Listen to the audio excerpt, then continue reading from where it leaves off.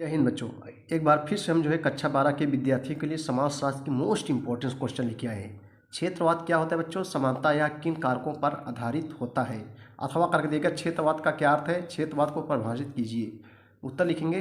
देखो, क्षेत्रवाद का अर्थ अपने क्षेत्र के प्रति लगाव उस भावना से है जो व्यक्ति को अन्य क्षेत्रों की तुलना में अपने क्षेत्र को प्राथमिकता देने तथा अन्य क्षेत्रों की उपेक्षा करने हेतु प्रेरित करती है। बच्चों, भारत में क्षेत्रवाद भारत की भाषाओं, संस्कृतियों, जनजातियों और धर्मों की विविधता के कारण पाया जाता है।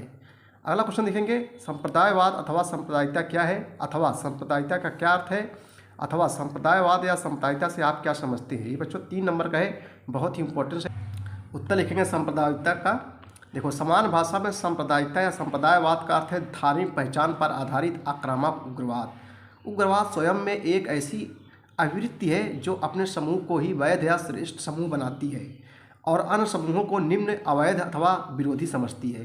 भारत में संप्रदायवाद एक विशेष मुद्दा बन गया है क्योंकि यह तनाव एवं हिंसा का पुनरावर्तक स्रोत रहा है। धार्मिक मतभेद के कारण उत्पन्न होने वाली हिंसक गतिविधियों को सांप्रदायिक दंगा कहा जाता है, जिसमें निर्दोष लोगों को की धार्मिक उन्माद के कारण हत्या कर दी जाती है। देखो, ये क्वेश्चन बच्चों बहुत इंपॉर्टेंट है। सूचना का अधिकार यानी आरटीआई अधिनियम कब पारित हुआ और इसका क्या तात्पर्य है? उत्तर लिखेंगे। सूचना का अधिकार अधिनियम 15 जून 2005 को पारित हुआ और 12 अक्टूबर 2005 को यह लागू हुआ। यह एक ऐसा कानून है जिसके अंतर्गत भारतीय नागरिकों को सरकारी अभिलेखों तक पहुँचने का अधिकार दिया गया है। अर्थात भारत का कोई भी नागरिक किसी भी सरकारी प्राधिकरण से सूचना प्राप्त करने का अधिकार रखता है। यही है बच्चों सूचना का अधिकार, आरटीआई। अभिलेख क्या होता है? जो लिखा हुआ लेख को अभिलेख कहते हैं। आधुनिक भारत में सूचना का अधिकार अधिनियम की उपलब्धियों की चर्चा कीजिए। क्वेश्चन है बच्चों कि आधुनिक भारत में सूचना का अधिकार अधिनियम की उपलब्धियों की चर्चा कीजिए। उत्तर लिखेंगे। सूचना का अधिकार अधिनियम की उपलब्धियां निम्नलिखित हैं।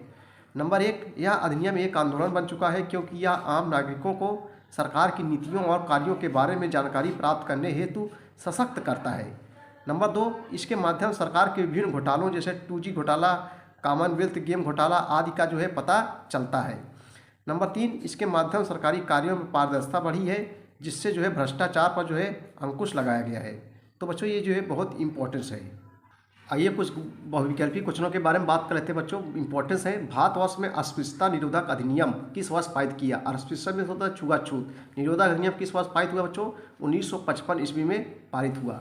अगला क्वेश्चन है। स्वतंत्र भारत की पहली सरकार या अन्य पिछड़े वर्गों के कल्याण हेतु किसकी अध्यक्षता में आयोग का गठन किया गया था? अथवा भारत के प्रथम पिछड़ा वर्ग आयोग के अध्यक्ष कौन थे? तो बच्चों इसका सही जवाब हो जाएगा काका के लेकर। सही जवाब बी हो जाएगा। अगला क्वेश्चन है। भारतीय में द्वितीय पिछड़ा वर्ग के आयोग के अध्यक्ष कौन थे? द्वितीय पिछड़ा वर्ग आयोग के अध्यक्ष बीपी मंडल थे बच्चों। नेक्स्ट क्वेश्चन है कि अन्य पिछड़े वर्गों को मुद्दा केंद्रीय स्तर पर किस दशक के आखिरी वर्षों में तब फिर से उठ खड़ा हुआ जब आपातकाल के बाद जनता पार्टी ने शासन की बागडोर संभाली? तो इसका सही जवाब बच्चों क्या हो जाएगा? 1970 ईस्वी में, वर्ष 1970 में। नेक्स्ट क्वेश्चन है कि भारत में अन्य पिछड़े वर्गों की प्रमुख समस्या क्या है? अशिक्षा, बेरोजगारी, निर्धनता, ये सभी। तो इसका सही जवाब हो जाएगा ये सभी हो जाएगा। डी इसका सही जवाब हो जाएगा। नेक्स्ट क्वेश्चन है। विद्वानों ने पुरुषों एवं स्त्रियों के बीच असमानताएं प्राकृतिक ही नहीं बल्कि किसका रूप बताया है? विद्वानों ने पुरुषों एवं स्त्रियों के बीच असमानताएं प्राकृतिक ही नहीं बल्कि किसका रूप बताया है? राजनीतिक, सामाजिक, आर्थिक। तो बच्चों इसका सही जवाब हो जाएगा सी हो जाएगा, सामाजिक हो जाएगा। ब्रह्म समाज की स्थापना कब हुई थी? तो 1828 ईस्वी में ब्रह्म समाज की स्थापना हुई थी। अगला क्वेश्चन देखें। ब्रह्म समाज की स्थापना किसके द्वारा की गई थी?